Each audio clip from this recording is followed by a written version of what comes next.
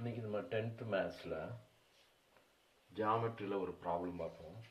இந்த ப்ராப்ளம் என்ன சொல்லுதுன்னா 5 meter long ladder is placed leaning towards a vertical wall such that it reaches the wall at a point 4 meter high.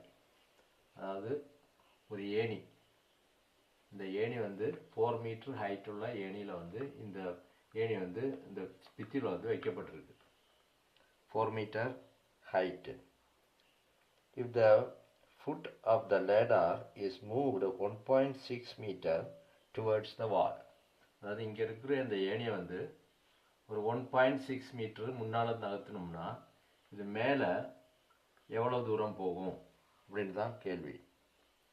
1.6 meter towards the wall, then find the distance by which the top of the ladder would slide upwards on the wall. அதாவது இங்கே இப்படி இருக்கிற ஏணியை நம்ம கொஞ்சம் நகட்டுறோம், முன்னால் கொண்டு போய்ட்டோம். இவ்வளோ தூரம் 1.6 மீட்டர் முன்னால் கொண்டு போயிடுச்சுன்னா இந்த ஏணி இந்த பித்தியில் எவ்வளோ தூரம் மேலே ஏறி இருக்கும் அந்த டிஸ்டன்ஸை தான் கண்டுபிடிக்க சொல்லியிருக்கோம். அதுதான் ப்ராப்ளம். ஓகே, அதாவது ஏணி ஃபஸ்ட்டு ஏணி இந்த பொசிஷனில் இருக்குது.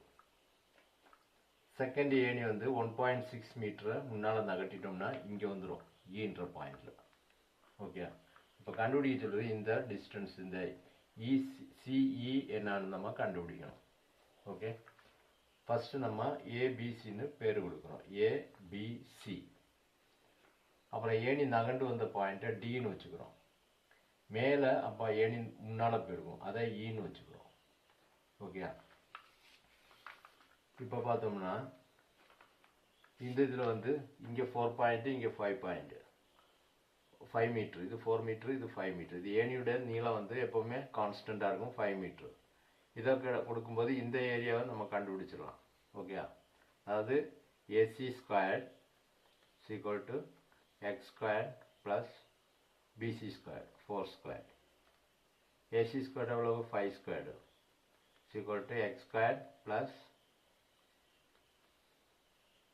x squared plus 4 squared, that is x squared plus 16, இந்த பக்கம் 25, 25 minus 6 16 equal to x squared. அப்போ 9 வந்து equal to 3 squared எழுதலாம். x equal to x squared equal to x equal to 3. அப்போ இந்த வேல்யூ எவ்வளவு 3ன்னு கண்டுபிடிச்சிட்டோம். இந்த ஃபுல்